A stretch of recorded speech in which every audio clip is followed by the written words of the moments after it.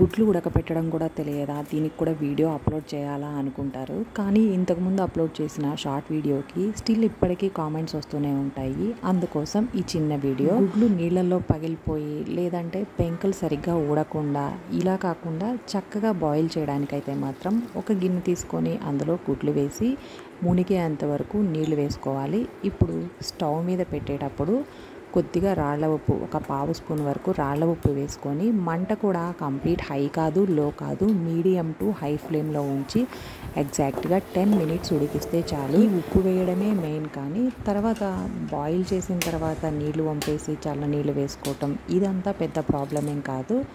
ఇక మనం పొట్టు ఒలిస్తే మాత్రం చక్కగా పర్ఫెక్ట్గా వచ్చేస్తాయి. అండ్ నీళ్ళల్లో ఉడికినప్పుడు పగిలిపోయి లోపల ఎల్లో మొత్తం కారిపోవడం, వైట్ కారిపోవడం, సగం సగం కారిపోయి ఉండడం ఈ ప్రాబ్లమే రాదు. చేయాల్సిన టైము ఉడికించేటప్పుడు ఉప్పు వేయడం మాత్రమే ఇందులో సీక్రెట్. మీలో ఎంతమందికి ఈ టిప్ అయితే తెలుసో కామెంట్ చేయండి. వీడియో నచ్చితే తప్పకుండా లైక్ చేయండి, షేర్ చేయండి. Thanks for watching.